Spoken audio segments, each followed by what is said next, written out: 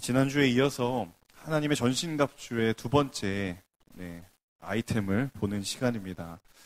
총 전신갑주가 몇 개인지 혹시 본문을 보면서 확인해 보셨나요? 네, 총 6개입니다. 총 6개이고 지난주가 첫 번째였고 이제 오늘 두 번째 시간인데요. 에베소서의 가장 중요한 질문 한 가지가 있습니다. 에베소서를 이해하기 위한 가장 중요한 질문, 그것은 무엇이냐면 바로 교회란 무엇인가라는 질문입니다.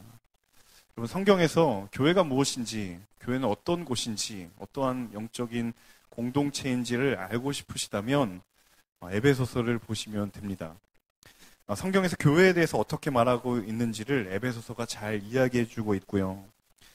이것은 한마디로 정의를 하자면 바울은 하나님의 감동을 받아 에베소서를 통해 교회의 정체성에 대해서 이야기하고 있다라고 여러분이 이해하실 수 있을 것 같습니다. 여러분, 이 정체성이라고 하는 것, 영어로는 아이덴티티라고 하는 이 정체성, 한 사람의 정체성은 많은 것을 이야기해 줍니다. 한 사람이 가지고 있는 정체성이 그 사람의 생각을 결정하기도 하고, 그리고 그 사람의 행동을 결정하기도 하고, 궁극적으로는 그 사람의 정체성은 그 삶의 방향성과 가치관을 결정하기도 하죠. 그래서 여러분, 내가 누구인지는 내 입술로 나를 어필하는 것보다 더 정확한 것은 내 삶이 말하는 것입니다. 그게 나의 정체성을 드러내주고 그것이 나의 삶의 방향과 가치관을 드러내주죠. 여러분, 스스로 한번 스스로에게 질문해 보십시오. 여러분은 어떠한 정체성을 가지고 있습니까? 여러분은 어떠한 방향과 어떠한 삶의 가치관을 가지고 있습니까?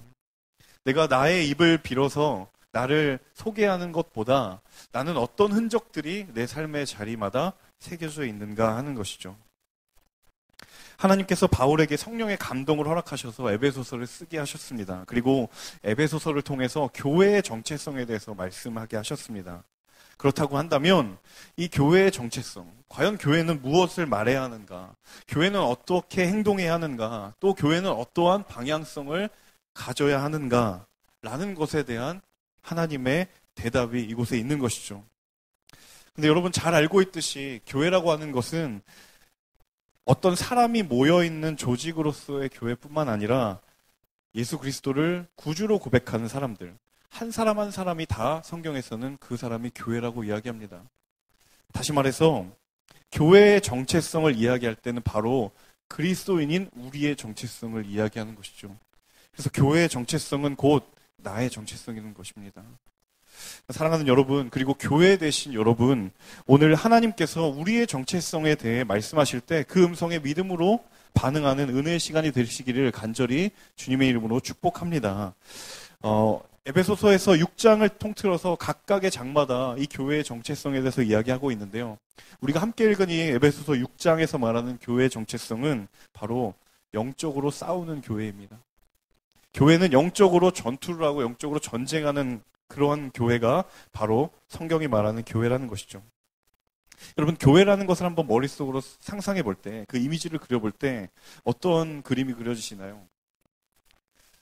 대체로 교회는 예수 그리스도 때문에, 그분 때문에 은혜가 있고 감사가 있고 그리고 기쁨이 있는 곳이라는 것을 우리는 잘 알고 있습니다. 그리고 교회에 가면 기쁨이 있어야 하고 교회에 가면 은혜가 있어야 하는 그러한 이미지를 우리가 많이 가지고 있죠. 하지만 실제로 봤을 때 그것이 모두 교회를 설명해 주지는 못하는 것을 우리는 많이 경험합니다. 그리스도인들이 모인 교회이지만 그 교회는 매 순간순간마다 영적인 싸움을 감당합니다. 때로는 갈등이 있고 때로는 다툼이 있고 때로는 사단의 공격이 있습니다. 그래서 그러한 영적인 싸움을 감당해야 하는 것이 또한 교회이죠. 앞선 에베소서 5장에 보시면 바울이 사람과 사람과의 여러 관계 속에서 하나님의 뜻에 대해서 설명합니다. 여러분, 잘 알고 있는 것처럼 남편과 아내의 관계는 어떠해야 하는가, 부모와 자녀는 어떻게 해야 되는가, 주인과 종은 어떤 관계를 가져야 하는가, 그 모든 관계 속에서 바울은 하나님의 뜻을 이야기합니다. 바울이 여러 가지 관계 속에서 이 우리가 가져야 할 영적인 태도를 말하는 까닭은 그 모든 관계마다 영적인 싸움이 존재하기 때문이죠. 여러분, 교회에서 사역을 하다 보면, 그리고 어떤 팀에 속해서 무언가를 하다 보면 그 관계 속에 많은 어려운 일들이 일어나기 마련입니다. 그런 것들 한 번쯤 경험해 보셨을 것 같아요. 특별히 오늘 앞서서 아울리치 또 간증을 해주셨는데, 아울리치를 하면서 늘 경험하는 것이 무엇이냐면 우리 안에 관계의 어려움들이에요. 항상 우리는 보이진 않지만 분명하게 실제하는 그 싸움들이 우리는 괴롭히고 또 우리는 그것을 경험합니다. 삶에서 드러나는 수많은 현상들, 그 이면에 보이지 않지만 분명히 실제하는 영적인 싸움들, 그리고 성경은 교회된 우리가 그것을 나아가 승리해야 된다는 것을 이야기해주고 있는 것이죠. 오늘 이 본문은 그 영적인 전쟁을 승리로 이끄는 두 번째 무기에 대해서 소개합니다. 같이 한번 따라해 볼까요? 의의 가슴바지. 네. 상당히 많은 번역을 통해 쉬운 말로 의의 가슴바지로 번역이 됐지만, 여러분 부모님 세대가 읽었던 옛날 성경에는 이 표현이 어떻게 됐냐면 의의 흉배로 번역이 되어 있었어요. 그리고 개역개정 성경에는 의의 호심경. 더 어렵죠? 네. 네. 호심경이 저는 무슨 말인지 잘 모르겠어요. 지금도 모르겠어요. 근데 우리말 성경은 가슴바지. 비로소 그때 이해가 되더라고요. 가슴에 붙이는 흉배를 이야기하는데요. 이 고대 시대에 이 흉배가 가지고 있는 특징이 하나 있더라고요. 책을 찾아보니까 병사들이 전쟁에 나아갈 때 이 가슴을 보호하기 위해서 가죽으로 이 가슴을 보호하는 흉배를 만들었다고 합니다. 그런데 놀라운 것은 이 흉배는 가슴에 있는 여러 가지 부위들을 막으려고 그 방어를 위해서 중요한 역할을 했다라고 기록이 되어 있어요. 가슴 쪽에는 어떤 부위가 있습니까? 심장도 있고 간도 있고 위도 있고 여러 가지의 장기들이 있죠. 그것을 막으려고 여러 가지 중요한 역할을 하는 게 바로 이 가슴바지였어요.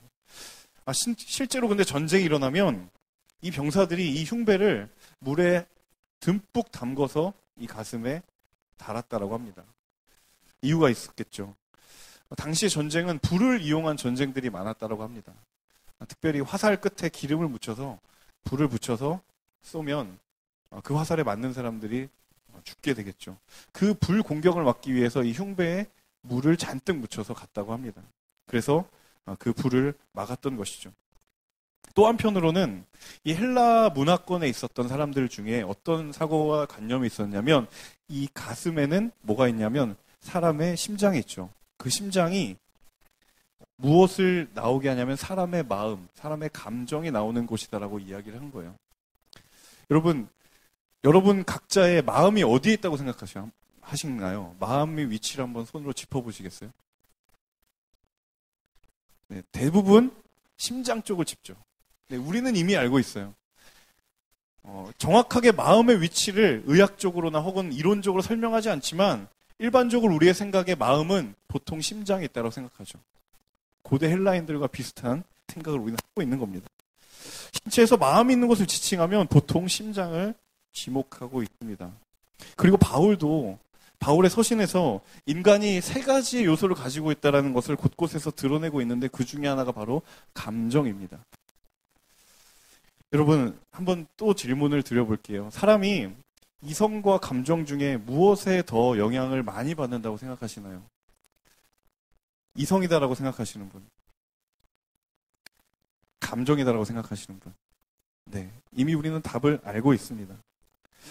사람은 이성보다 감정에 더 많은 움직이는 경향이 있습니다. 100번 옳은 얘기를 하지만 감정이 뒤틀리면 그 이야기가 하나도 옳은 얘기로 들리지 않는 게 우리 사람의 속성이죠. 제가 폴트에 와서 축구를 좋아한다는 소문을 형제님들이 들으시고 저한테 자꾸 축구하자고 볼 때마다 얘기를 하세요. 곧 할 건데요. 제가 축구화를 한 3켤레 가지고 있습니다. 그런데 한 번은 축구화를 사서 되게 이제 저희 친구들에게 자랑을 했어요. 내가 이거 진짜 싸게 주고 샀다. 한 15만 원짜리인데 한 8만 원 주고 샀다. 자랑을 딱 한 거예요. N사의 축구화를. 근데 그걸 딱 보더니 옆에 있던 친구가 그래요. 야, 그거 8만 원 주고 샀어? 야, 왜 이렇게 비싸게 주고 샀냐. 내가 아는 데 가면 5만 원 주고 살 수 있다라는 거예요. 옳은 얘기입니까? 틀린 얘기입니까? 이성적으로 100번 옳은 얘기죠. 하지만 저는 그 이야기를 듣고 기분이 좋았을까요? 상했을까요? 상한 정도까지는 아니지만 그래도 그렇게 기분이 좋지는 않았을 겁니다. 사람과 사람 사이의 관계에서 이성과 지식과 어떤 이론이 완벽하게 갖추어져도 그 사람의 감성과 그 사람의 마음을 사지 않으면 그 소리가 아무리 옳은 이야기라 하더라도 그 마음을 사지 못하는 경우를 우리는 너무도 많이 경험합니다. 또 한 가지 얘기를 들어볼까요? 여러분, 한 남자가 좋아하는 여자가 있다고 생각을 해봅시다. 그 남자가 그 여자를 마음을 얻기 위해 초점을 맞추는 것이 어디일까요? 이성일까요? 감정일까요? 경험을 해보신 분 계신가요? 어디에 우리는 초점을 맞춥니까? 여자의 마음을 사기 위해선 자매의 감정을 잘 이해할 필요가 있는 거죠. 누구도 자매의 이성을 집중 공략하지 않습니다. 나쁜 남자에 왜 끌릴까요? 이성적으로 그 사람이 나쁜다는 걸 알지만 그 사람이 뿜어져 나오는 그 감정을 건드리는, 마음을 건드리는 그 매력에 넘어가니까 우리는 나쁜 남자인 줄 알고도 그 사람을 좋아하죠. 제일 이성적이지 않지만 제일 우리의 마음을 흔들리는 멘트가 무엇입니까? 오빠 믿지? 이성적으로는 100% 아무리 따져봐도 이해가 되지 않는 질문입니다. 오빠 믿지? 판단을 해봐도, 추론을 해봐도, 논리적으로 생각을 해봐도 믿을 수 없는 그 말. 하지만 왜 우리가 그 말에 넘어갈까요? 그 말이 사람의 감정과 마음을 건드리기 때문이죠. 또 유명한 우리 한국의 연애사에 획을 긋는 한마디 있죠. 손만 잡고 잘게. 이성으로는 이해할 수 없고 받아들일 수 없지만 우리의 감정과 우리의 마음이 그만큼 무엇인가에 노출되어 있고 연약하다라는 사실이죠. 사랑하는 폴트 여러분, 간절히 축복하기를 여러분의 마음과 여러분의 감정이 언제나 성령의 임재 가운데 있기를 주님의 이름으로 축복합니다. 사람마다 개인차는 있지만 우리 인간은 굉장히 감정과 마음에 많이 움직이는 존재입니다. 아무리 이성적으로 맞고 타당해도 내 마음과 내 감정이 상해 있으면 그것에 우리는 순순히 동의하지 않습니다. 바울도 그것을 참 많이 경험했던 사람 중에 한 명이었어요. 바울이 전도여행을 하면서 가는 곳곳마다 자신을 괴롭히고 자신을 공격했던 수많은 유대인들이 있었습니다. 왜 유대인들이 바울을 공격했을까요? 바울이 선포하는 것이 진리가 아니었기 때문에 때로는 그들이 그런 생각을 했겠지만 사실은 더 근본적으로, 더 본질적으로는 그것이 이유가 아니었어요. 무엇이 이유였냐면 바울이 감정적으로 마음으로 바울이 싫었기 때문이에요. 아무리 바울이 옳은 소리를 하고 자신들보다 훨씬 더 많은 율법의 지식과 그리고 더 많은 하나님에 대한 지식이 있지만 그가 그토록 미웠고 싫었던 것은 이미 그들의 마음이 하나님으로부터 지배받는 것이 아니라 악한 영으로 지배받고 있기 때문이었죠. 그래서 성경은 그 마음에 대해서 이렇게 이야기합니다. 잠언 4장 23절 우리 같이 한번 읽어봅시다. 함께 읽습니다. 모든 지킬 만한 것 중에 더욱 내 마음을 지키라. 생명의 근원이 이에서 남이니라. 성경은 더 심하게 이야기하면서 마음에서 무엇이 난다고요? 생명이 난다고 이야기합니다. 그만큼 우리의 마음은 하나님께서 우리가 상상하는 그것 이상을 만들어내실 수 있는 아주 중요한 발전소와 같은 곳을 우리 가운데 허락하여 주셨다는 거죠. 그런데 하나님만 이 마음의 중요성을 알고 있을까요? 하나님만 이 감정의 중요성을 알고 있을까요? 우리의 대적인 사단도 그 사실을 잘 알고 있습니다. 그래서 사단은 언제나 우리가 가지고 있는 이성과 논리를 건드리는 것이 아니라 언제나 우리의 감정과 마음을 먼저 공격합니다. 여러분 이 사실을 아셔야 돼요. 우리가 무너지기 시작할 때 무엇이 먼저 무너집니까? 내가 가지고 있는 지식이 먼저 흔들립니까? 그렇지 않죠. 내 감정과 내 마음이 흔들리기 시작할 때 우리의 영적인 위기가 찾아오는 것이죠. 우리가 무엇에 쉽게 넘어지고 우리가 무엇에 무너지는지 사단은 누구보다 잘 알고 있습니다.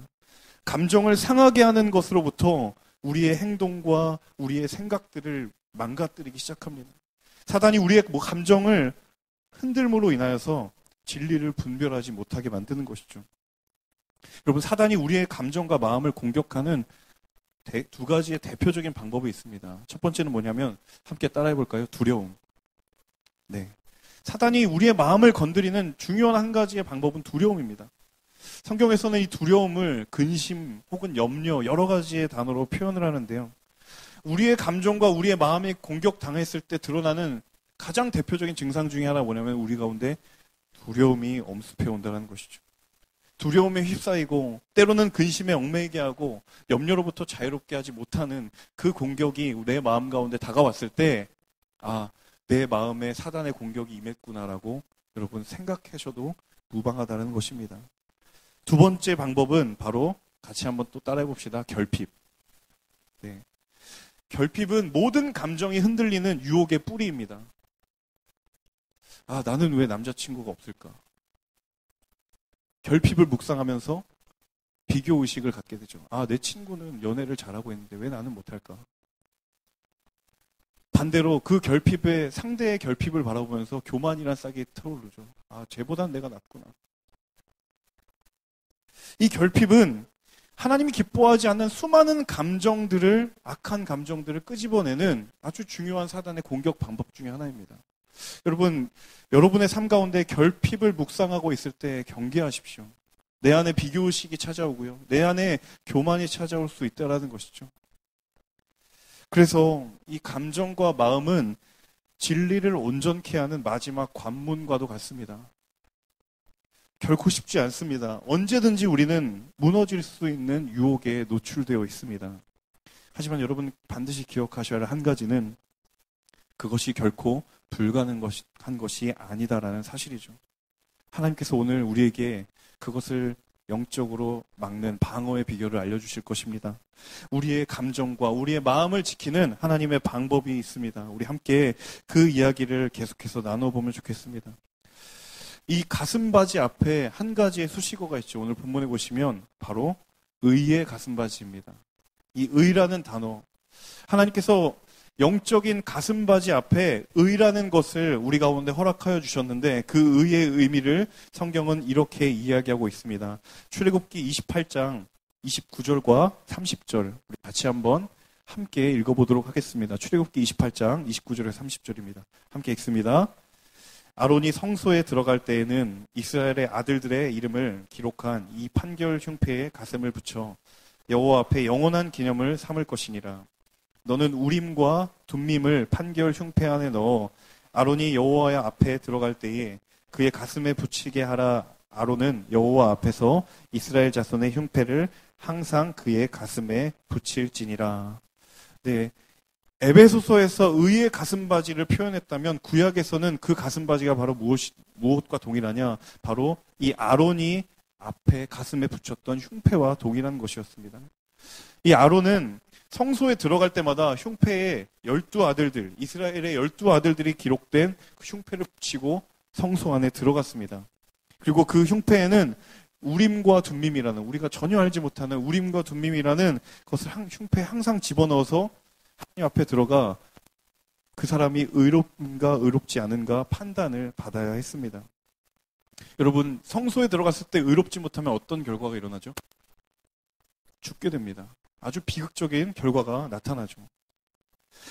그러므로 형패가 없이 하나님께 나아간다는 것, 그 마음에 의가 없이 하나님 앞에 나아가는 건 반드시 그것은 죽음을 낳는 결과를 낳았다는 것이죠. 바울이 율법에 대해서 잘 알고 있었고 성경에 대해서 잘 알고 있었다라고 하면 바울도 이 사실을 잘 알고 있었습니다. 구약에서 의라고 하는 것은 하나님께 드려지는 온전한 제사의 필요 조건입니다. 인간은 수많은 흠이 있었기 때문에 흠이 없는 제물을 택해서 자신이 죄를 그 제물이 대신하게 만들었습니다.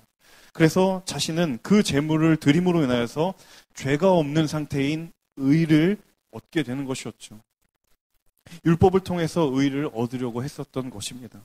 그런데 여러분 잘 알고 계신 것처럼 구약에서 그 제사를 통해 얻게 되었던 의는 철저하게 불완전한 것이었습니다. 제사를 드리고 여전히 뒤를 돌아서서 죄의 굴레에서 벗어나지 못하는 인간의 연약한 모습이 그 굴레로부터 자유롭지 못했기 때문에 사람의 노력으로 의를 얻는다는 것, 수많은 예배와 제사를 통해서 의를 얻는다는 것이 얼마나 불가능한지, 하나님 앞에서 의인으로 서는 것이 얼마나 불가능한지를 성경은 알고 있었고 그것을 드러내 주었죠. 하지만 신약에 하나님께서 그 아들 예수 그리스도를 통해서 인간이 완전한 의를 얻을 수 있는 길이 열렸다라고 이야기합니다. 로마서 3장 21절과 22절 말씀 같이 한번 읽어보도록 하겠습니다. 로마서 3장 21절, 22절입니다. 함께 읽습니다. 이제는 율법 외에 하나님의 한 의가 나타났으니 율법과 선지자들에게 증거를 받은 것이라. 곧 예수 그리스도를 믿음으로 말미암아 모든 믿는 자에게 미치는 하나님의 의는 차별이 없느니라. 아멘. 율법에는 하나님의 의가 나타났는데 그 의는 예수 그리스도로 인하여서, 그를 믿음으로 인하여서 우리가 의를 얻게 되었다라는 거예요. 구약에 수많은 사람들이 의를 얻으려고 애를 썼고 노력했지만 그것이 불완전하였고 그것이 여전히 완전하지 못했던 그러한 우리의 삶에서 예수 그리스도 때문에 우리에게 완전한 의가 주어졌다라고 하는 것이죠. 바울이 의의 가슴바지를 붙이라고 말한 까닭은 바로 여기에 있습니다. 하나님께서 예수 그리스도를 통해 가장 강력한 전쟁의 무기를 주시겠다라는 약속이 바로 이 말씀 가운데 있다라는 것이죠.